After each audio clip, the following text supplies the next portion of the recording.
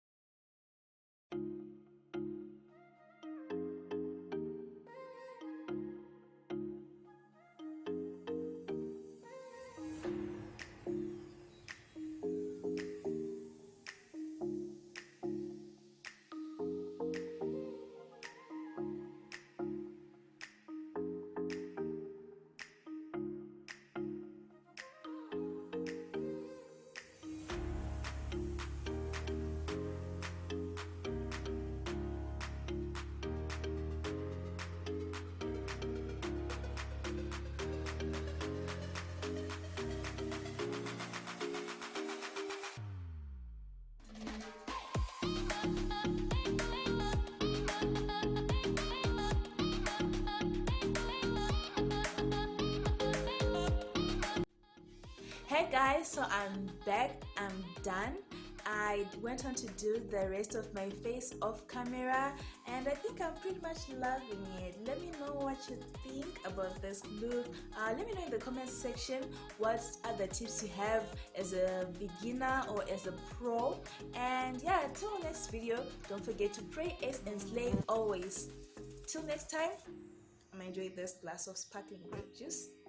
Bye.